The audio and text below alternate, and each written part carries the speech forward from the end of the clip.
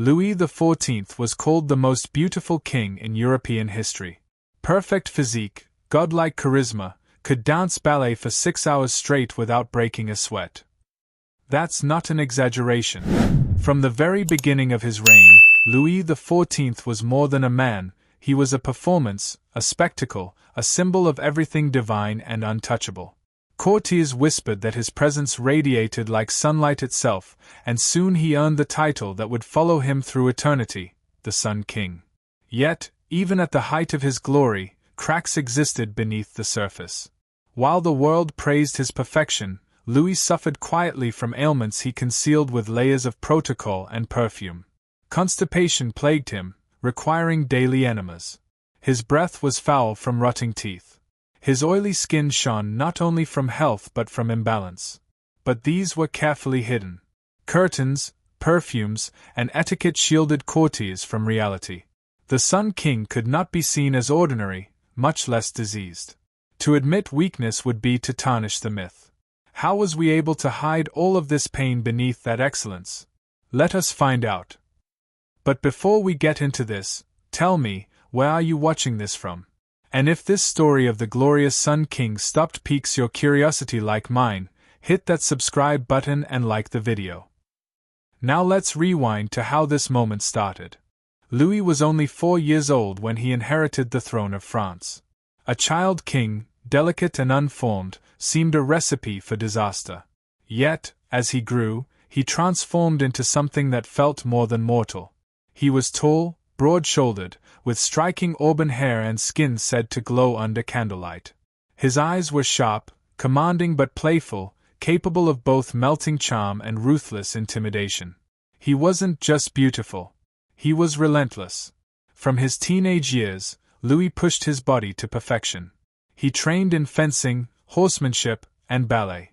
Not the casual dancing of courtiers, but punishing, athletic routines designed to display stamina and mastery. He could dance ballet for 6 straight hours without breaking a sweat. Imagine the spectacle, courtiers collapsing from exhaustion while the king glided across the floor, radiant, tireless, divine. Louis possessed not only physical gifts but a mind finely tuned to power. He could memorize entire conversations, recall genealogies, and speak with wit that left ambassadors stumbling. He spoke multiple languages fluently, played musical instruments, and wrote poetry with ease. Every skill was sharpened to reinforce the idea that he was not simply a ruler by inheritance, but by destiny. Ambassadors returned to their homelands with stories of him, often breathless. They wrote of his posture, his grace, his overwhelming presence in the Hall of Mirrors at Versailles.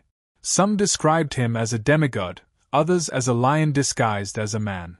They agreed on one thing: no monarch alive could compare. The court responded with worship. When Louis walked, courtiers bowed lower, held their breath longer, and competed desperately for his glance. He turned Versailles into a stage where every gaze, every gesture, every pause was orchestrated to glorify the king. He was not a man of flesh but a star, pulling the entire solar system of France around him. To his people and to Europe at large, Louis XIV projected flawless strength. His physique was strong, his charisma dazzling, his authority unquestioned. Versailles itself was built as an extension of this illusion, gardens stretching into infinity, golden halls that mirrored his light, fountains that seemed to obey his will. This image was not accidental. Louis understood the power of theatre. He wore heels to increase his height, powdered his skin until it glowed, and adorned himself in jewels and silks so that every movement shimmered. Even his daily routine became a ritualized spectacle, the lever, rising, and coucher, retiring, ceremonies where courtiers fought for the honor of watching him wake or go to bed. Every action was meant to reinforce the message: Louis was not merely human. He was chosen, divine, eternal. The role of ballet in Louis's identity cannot be overstated. He didn't simply watch performances, he starred in them. Dressed as Apollo, the sun god, Louis danced on stage, embodying light itself. His court cheered, not only for his skill but for the symbolism. Louis was Apollo. Louis was the sun. 6 hours of dance without pause, without sweat, left the audience gasping. It wasn't just athleticism, it was proof of his otherworldliness. In an era when most monarchs were obese, gout-ridden, and clumsy, Louis moved like perfection incarnate. He was a living rebuke to weakness, a god among mortals. Everything in Versailles was built to orbit him. Courtiers structured their lives around his routines. Nobles abandoned their estates to bask in his presence, eager for crumbs of favor. The gardens, the architecture, the endless mirrors, all reflected one thing: Louis, the sun at the center of France. His charisma wasn't confined to the palace. Across Europe, he became the image of absolute monarchy. Princes imitated his fashions. Monarchs envied his splendor. Artists painted him with the radiance of a deity. For decades, Louis was not merely admired. He was worshipped. So the illusion continued. The radiant king, flawless and godlike, ruling over a golden century. For decades, Louis XIV embodied the dream of monarchy, absolute, unchallenged, eternal. To stand in his presence was to feel insignificant. To speak with him was to risk being blinded by brilliance. Versailles became the beating heart of European culture, a world of glitter, dance, and music. And at the center, always, was Louis, the man who believed, and made others believe, that he was more than flesh. But illusions cannot last forever. Behind the silks and perfumes, the oils and jewels, the Sun King's body was already beginning its slow rebellion. Perfection was an act, and acts eventually end. At Versailles, Louis XIV shone like the sun itself. His courtiers saw a dazzling king, tall, graceful, perfumed, dressed in silks and diamonds. But behind the carefully arranged curtains, behind the rituals and perfumes, the Sun King's body was already betraying him. The cracks in perfection were not visible from the gilded balconies, but they were there, festering quietly, waiting to rot the godlike image from within. Louis XIV lived in an age when water was mistrusted. Physicians claimed that bathing opened the pores to sickness. Louis himself believed it. He rarely, if ever, took full baths. Instead, he masked his body with layers of perfume and powder. This created an illusion of radiance but carried a stench hidden beneath the roses and ambergris. Courtiers noted that the king's body left traces of oil and musk on furniture, that his skin sometimes glistened not from health, but from grease and sweat never washed away. He was the most perfumed man in Europe, and one of the least clean. Louis adored food, and food adored him too much in return. His meals were legendary: mountains of roast meat, rivers of wine, baskets of bread, towers of pastries. He would eat until his stomach bulged against his jeweled robes, then rise and dance as though nothing had happened. But his digestion suffered. Chronic constipation haunted him. Every morning, the king required enemas to move his bowels. Not once or twice, but thousands upon thousands over his lifetime. Courtiers whispered of physicians rushing to his chamber with silver syringes, of servants tasked with carrying away bowls of waste while the king reclined as though this were the most natural ritual in the world. The most powerful monarch in Europe could command armies, move economies, and bend nobles to his will, but he could not command his own bowels. Louis XIV smiled often. His teeth, however, were a battlefield. Neglect and indulgence led to rot, and one by one his teeth blackened and fell out. By middle age, he had almost none left. His gums festered, his jaws sagged, and his breath became infamous. Ambassadors described it as a stench that made conversation unbearable. And yet, courtiers leaned in, nodded, and pretended the odor of rot was sweet incense. To recoil from the king's breath was to risk banishment. Thus, the theatre continued. To conceal these flaws, Versailles became the capital of perfume. Flowers were imported by the ton, oils and powders mixed in endless varieties. Whole halls were designed to mask odors with incense and burning herbs. Courtiers dabbed handkerchiefs with lavender before approaching the king. And when all else failed, protocol saved the illusion. Curtains shielded his ailments. Servants whisked away filth in silence. Rules of etiquette ensured that no one spoke of the enemas, the foul breath, the oily skin. What mattered was the appearance: Louis XIV, radiant as the sun, flawless as Apollo, untainted by mortal weakness. But the cracks were growing. Behind the golden mirrors, the Sun King was already rotting. His physicians knew. His closest servants knew. And the smell, yes, the smell, was impossible to fully hide. The courtiers breathed it daily, choking on roses and rot, but none dared admit the truth. Louis had built his reign on theatre, and theatre demanded silence. To speak of his decay was to break the spell. And yet, we see the spell broken now, don't we? Most people still believe the myth of Louis XIV, the radiant Sun King, the flawless monarch who embodied perfection. That's the story textbooks give. That's the illusion Versailles still sells. But you've stayed long enough to learn what really lay behind the curtains: foul breath, endless enemas, and a king drowning in perfume to mask his decay. By the mid-1680s, Louis XIV had ruled France for more than 4 decades. He was still dazzling, still perfumed, still surrounded by the endless theatre of Versailles. But beneath the silks and gold, his body was collapsing. The cracks of his youth, constipation, foul breath, rotting teeth, were nothing compared to what came next. The Sun King developed a wound that would torment him for the rest of his life, an anal fistula. It began innocently enough, with discomfort during his long hours on horseback. Louis complained of sharp pain, swelling, and tenderness in his lower body. At first, physicians whispered that it was hemorrhoids. But soon, the swelling turned into an open sore that oozed pus and blood. The diagnosis was grim: a fistula, an infected tunnel burrowing from the inside of the rectum to the skin. Painful, humiliating, and nearly impossible to cure with 17th-century medicine. For most men, such an affliction meant shame and suffering. But Louis XIV was not most men, he was the Sun King. His wound became a national obsession.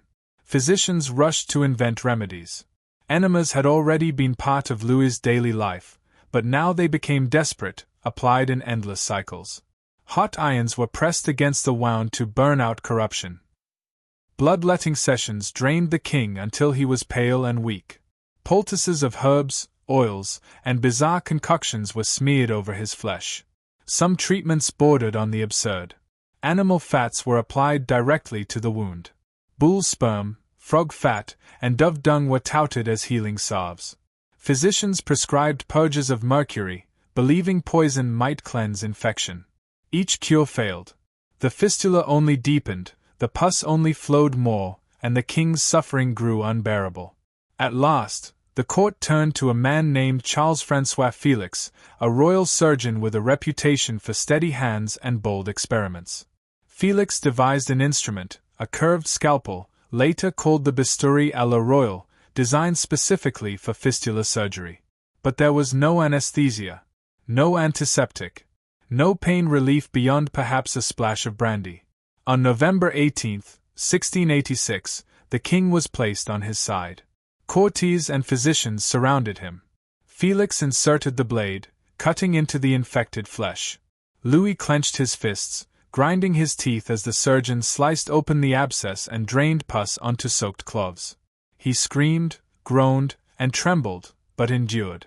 Hours passed as Félix cut, scraped, and probed, hunting for every diseased channel. Blood soaked the sheets. The stench of infection filled the chamber. The Sun King, who had danced for 6 hours without sweat, now lay sweating, pale, and broken under the surgeon's knife. The ordeal wasn't over. Félix declared the wound partially healed, but within weeks the infection returned. More pus, more pain. 2 more surgeries followed, each as brutal as the first. The king endured them awake, conscious of every slice. Courtiers praised his bravery, spreading stories of how he bore the pain like a saint. Pamphlets were printed, songs were sung, and the miraculous cure of the king's fistula became a propaganda triumph. Across France, nobles staged mock fistula surgeries as entertainment, glorifying their king's suffering. Yet the truth was uglier: the wound never healed completely. For the rest of his life, Louis XIV's fistula leaked and ached. He wore bandages beneath his clothes to catch the discharge. Perfume disguised the smell. Protocol ensured no one acknowledged the stains or the wincing shifts in his throne. To the world, Louis emerged triumphant. His surgeries were declared a success, proof of his divine resilience. The Sun King had faced the knife and survived. But behind closed doors, the reality was different. Every movement hurts. Long hours at court were agony. Riding, once his joy, became torture. His appetite waned, his moods darkened. Physicians continued to probe, cauterize, and bleed him, convinced that suffering itself was medicine. And yet, he endured. Louis XIV refused to let the court see weakness. Even when fever racked his body, he sat in council, signed decrees, and presided over rituals. His subjects saw radiance, only his closest servants saw the bandages, the blood, and the exhaustion. The propaganda machine turned the ordeal into legend. Pamphlets depicted Louis as Christ-like, wounded for the good of France. Court poets compared his endurance to Hercules. Physicians who had failed to cure him before now praised Felix as a savior, even though the wound never truly closed. In a twisted way, the fistula strengthened the monarchy. If the king could survive such torment, then surely he was chosen by God. His suffering became another jewel in his crown. But for Louis himself, it was no triumph. It was a lifelong sentence. After the surgeries, Versailles changed. More perfumes were burned, more flowers planted, more incense waved in corridors. The stench of rot and pus followed the king, but etiquette forced silence. Courtiers bowed, smiled, and breathed through handkerchiefs. No one dared acknowledge that the most beautiful king in Europe was rotting from within. By the end of the 1680s, Louis XIV was no longer the radiant Apollo who danced across marble floors. He was heavier, slower, his smile sagging from missing teeth, his body leaking from wounds no surgeon could heal. Yet the theatre continued. Versailles glittered. The fountains sang. The king walked through mirrored halls, perfumed and powdered, his subjects dazzled by illusion. But the illusion had a cost. And though the world pretended he was eternal, his body was already betraying him, inch by inch, cut by cut, drop by drop. By the 1690s, the golden image of Louis XIV had grown heavier, slower, and fouler. The boy who once danced ballet for 6 hours straight without breaking a sweat was now a man whose body reeked of sickness, whose teeth had rotted away, whose bowels required daily enemas. And yet, Versailles still sparkled. Courtiers still bowed. Foreign dignitaries still gasped at the sight of the Sun King, resplendent in diamonds and silk. How could this illusion be sustained when the king himself was decaying from within? The answer lay in perfume and protocol. The stench of sickness clung to Louis. His fistula leaked pus. His gums oozed infection where teeth had rotted away. His body sweated oils and sourness that no washing could erase, because, of course, he almost never bathed. So Versailles became a palace of perfume. Rooms were filled with burning incense, bowls of potpourri, and flower garlands imported by the ton. Courtiers drenched themselves in lavender, musk, and rose oils, not only to mask their own odors but to compete with the king's. Whole corridors smelled like an apothecary's workshop. The gardens were cultivated not just for beauty but for fragrance, ensuring that every step toward the king carried the smell of flowers rather than filth. But behind the roses, the stench lingered. Ambassadors privately recorded that Louis XIV smelled like a corpse wrapped in incense. If perfume disguised the odor, protocol disguised the reality. Versailles was built on ritual. Nothing was left to chance, not even how courtiers stood, spoke, or breathed in the king's presence. This strict etiquette created layers of distance between Louis and the outside world, making it nearly impossible for anyone to mention his condition. When the king rose in the morning, courtiers competed for the honor of handing him a glove or holding a sleeve as he dressed. But the curtains of his bedchamber ensured that the filth of his morning routine, bandages removed, enemas applied, wounds cleaned, remained unseen. At meals, courtiers admired his silver dishes piled high with meat and pastries. What they did not see were the private moments when his digestion failed, or when servants discreetly replaced stained linens. Even conversation was a form of protection. To recoil from his breath, to flinch at his odor, was unthinkable. The rules of Versailles demanded silence, smiles, and bows. Protocol, like perfume, preserved the illusion. The years of dental decay left Louis nearly toothless. Surgeons had extracted most of his teeth in brutal procedures, leaving gaping abscesses in his jaw. Eating became a torment. He drooled constantly, his words slurred, his smile sagged. Yet the court adapted. When he spoke, courtiers leaned forward, nodding as though his muffled words were pearls of wisdom. Napkins were tucked discreetly into his lap, servants rushed forward with clothes when saliva spilled onto his silk. In portraits, his smile was painted flawless. In person, it was a drooling grimace. As Louis aged, his body swelled. Decades of feasting left him obese, his once athletic frame ballooning to over 300 pounds. His legs swelled with edema, his gait slowed, and custom chairs were built to bear his weight. And still, Versailles insisted he was beautiful. His portraits showed a tall, commanding figure draped in ermine, untouched by time. Court poets praised his eternal vigor. Courtiers applauded when he walked across a room, as though each step were a victory over mortality. But the truth was whispered in private diaries. The King of France wheezed when he breathed, reeked when he moved, and left sweat stains on the silk cushions of his throne. Foreign ambassadors were perhaps the most honest witnesses. One from Spain recorded that an audience with Louis XIV was an exercise in endurance, not because of politics but because the stench was unbearable.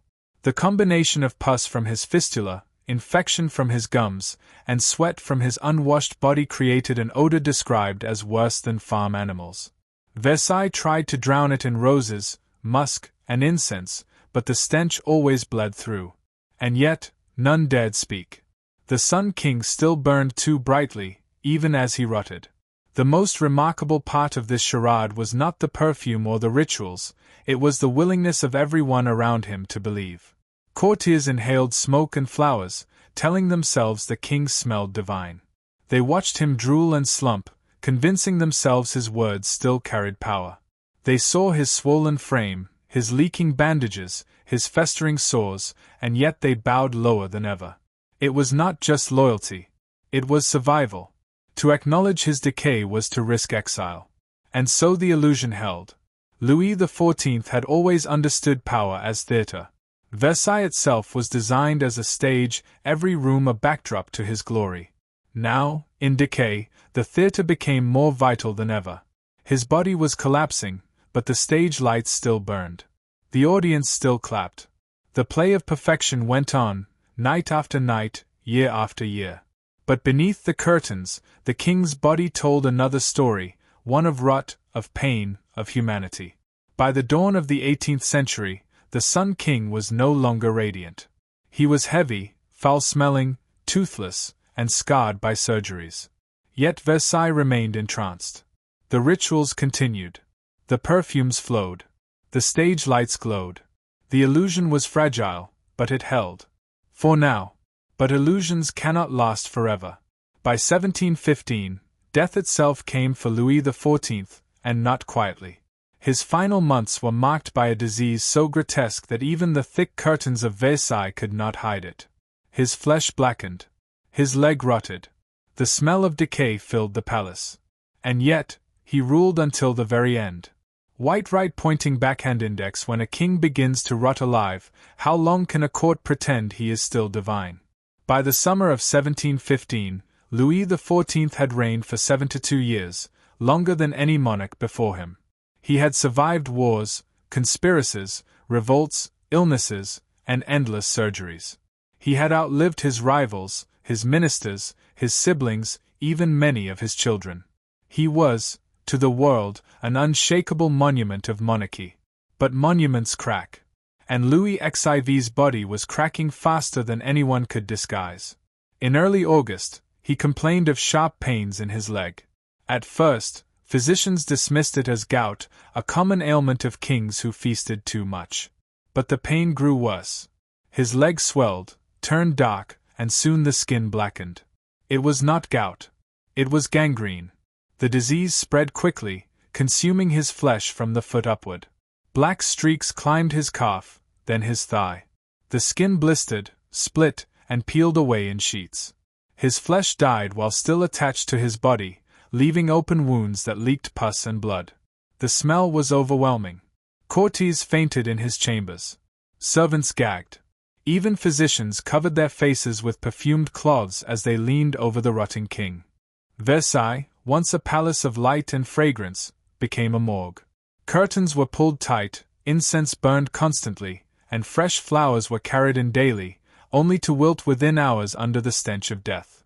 Those who entered his room wrote later that the air was thick, heavy, and suffocating. Some described it as the smell of death before death. Yet still, the theater continued. Ministers carried in documents for him to sign. Courtiers bowed as they approached his festering bed. They pretended the king was still divine, even as his leg disintegrated before their eyes. The king's physicians, already notorious for bloodletting and brutal remedies, scrambled for solutions.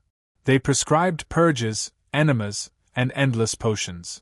They drained his body of blood, hoping to slow the spread of infection. They applied ointments of herbs and oils, all useless. Desperate, they even debated amputation. But who could amputate the leg of the Sun King? The idea was dismissed. Better a rotting king than a limbless one. So the surgeons watched helplessly as the gangrene spread, their remedies nothing more than cruel rituals. Through the agony, Louis XIV refused to relinquish his throne. He continued to give audiences, signing decrees with trembling hands. Ministers leaned close, pretending not to gag at the stench. Foreign ambassadors were summoned to witness him, to prove that the king still lived. They saw a swollen, blackened body wrapped in silks, a man in constant agony, eyes clouded with fever. And yet, he spoke with authority, reminding them that France still had a king. Even as his body rotted, his will remained iron. The worse the disease grew, the more Versailles struggled to hide it. Buckets of flowers filled every corner. Linen sheets were changed constantly, yet within hours they stank. Incense burned day and night until courtiers coughed from the smoke. But nothing worked. The smell seeped into tapestries, curtains, and clothing. It spread down the corridors, through the gardens, even into the courtiers' wigs and gowns. Some claimed they could smell death from the gates of Versailles. The Palace of Light had become a palace of decay. Louis's decline became a public spectacle. News of his condition spread across France, and people gathered outside Versailles, waiting for updates. Rumors flew. The king was already dead, the king was cured, the king's leg had fallen off. Inside, nobles whispered prayers, while others quietly schemed for power. Everyone knew the Sun King's reign was ending. But no one dared admit it aloud. Not yet. By late August, Louis was bedridden. His leg was nearly consumed by gangrene, his flesh black, his body feverish and swollen. He drifted in and out of delirium, crying out from the pain, calling for priests, muttering about his sins. Courtiers watched from behind curtains, horrified but silent. For decades, they had worshipped the illusion of perfection. Now, the illusion was rotting in front of them. And yet, still, the show went on. Ministers bowed. Servants burned incense. The Sun King's glory was kept alive, even as the man himself decayed into a corpse that still breathed. At this point in the story, most people would turn away. They'd say, "Enough. This is too grotesque, too revolting." But not you. You've stayed. You've seen behind the curtains, smelled the perfumes masking pus, and watched the Sun King's glory collapse into blackened flesh. You've endured the part of history that most books leave out. That makes you different. That makes you the hero of this journey. Because while Louis XIV's courtiers bowed to illusions, you faced the truth. You didn't look away. What did his autopsy reveal? How fast did his body decompose? And how did Versailles, this palace of perfume and power, handle the explosion of rot that came after death? On September 1st, 1715, the sun finally set. Louis XIV, King of France, ruler of Versailles, the man who had declared himself divine, took his last rattling breath. He had been king for 72 years, the longest reign in European history. And yet, in those final moments, he was not the radiant Apollo, not the golden monarch. He was a man rotting alive. For weeks, Versailles had lived in a state of suffocation.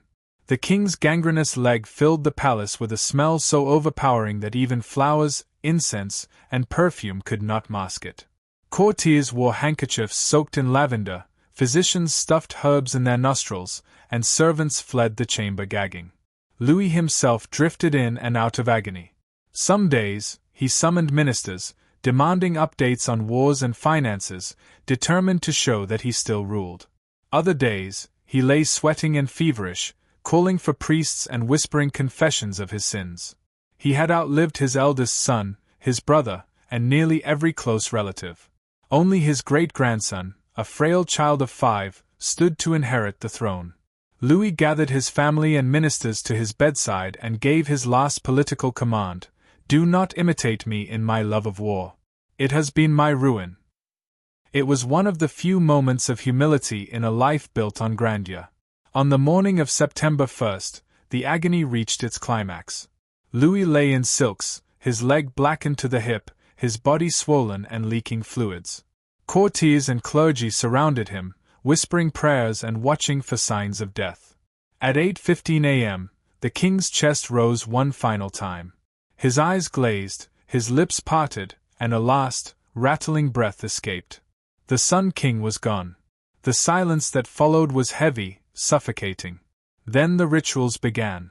The court wept, priests intoned prayers, and ministers bowed their heads. Versailles had lost its god. But death did not bring peace. It brought a new horror. Royal custom demanded an autopsy. Physicians gathered around the corpse, knives in hand, while courtiers stood nearby, desperate to know the secrets of their king's body. What they found shocked even the hardened surgeons. The gangrene had spread throughout his body. His organs were blackened, riddled with infection. His stomach was bloated and filled with foul matter. His gums were ulcerated, his jawbone eaten away by rot. And coiled in his intestines, they found something worse, a tapeworm, several feet long, that had lived inside him for years, feeding on the king himself. The most beautiful king in Europe had died as a host to parasites, his flesh rotting from within. The body of Louis XIV did not wait for burial to reveal its corruption. Within hours of death, his corpse began to swell. Gases from decomposition filled the chest cavity, making the body expand grotesquely inside the coffin. Witnesses described gurgling noises from the corpse, as though it were alive and moaning. The stench grew so overwhelming that courtiers fainted. Priests waved incense frantically, but the air itself seemed poisoned. By the second day, the skin blackened and split. Liquids seeped through the coffin. Versailles became a palace of rot once more, not from a living king, but from his corpse. The government panicked. Louis XIV's reign had been one long performance of glory. To end it with the stench of rot was unthinkable. Records of the autopsy were censored, details hidden. Official reports spoke of a pious, peaceful death. Pamphlets praised his endurance, his wisdom, his eternal majesty. But the truth had already slipped out.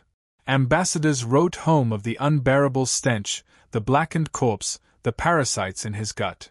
In whispered gossip, Louis was no longer the Sun King. He was the king who had rotted alive. On September 9th, after days of chaos, the body was finally buried in the Basilica of Saint Denis, the traditional resting place of French kings. The coffin was carried through crowds of mourners who sobbed and prayed. But even then, the smell followed. The cortege stank of decomposition, and some spectators turned their faces away. The golden age of Versailles had ended in the smell of rot. Louis XIV had believed himself immortal, a man chosen by God to shine like the sun forever. He built Versailles as a palace of illusions, filled with mirrors, perfumes, and rituals to convince the world of his perfection. But the truth of his death shattered that illusion. Beneath the silks and perfumes, he was flesh, and flesh rots. Yet, in a way, the myth endured. Portraits still show him radiant, statues still depict him as Apollo, and history books still call him the Sun King. His glory was remembered, his stench was buried. Unless you know the story. Unless you remember. And now you do. You've walked with me from the dazzling youth of Louis XIV to his grotesque death. You've seen the beauty, the illusions, the fistula, the gangrene, the tapeworm, and finally, the collapse of a legend. Most people never get this far. They stop at the golden portraits, the glittering Versailles, the myth of the perfect king. But you stayed until the end. You faced the stench, the pus, the rot. That makes you different. That makes you the keeper of the truth. And here's where you come in. Because if you've made it this far, you already know how fragile illusions are, and how easily history buries the grotesque, the uncomfortable, the real. By watching, you've kept the truth of Louis XIV alive. But if you stop here, the illusion takes over again. White right pointing backhand index, so don't let it. Like this video, because every click tells the world that history isn't just golden halls and pretty paintings. Subscribe, because there are more stories like this, darker, stranger, and truer than you've ever heard.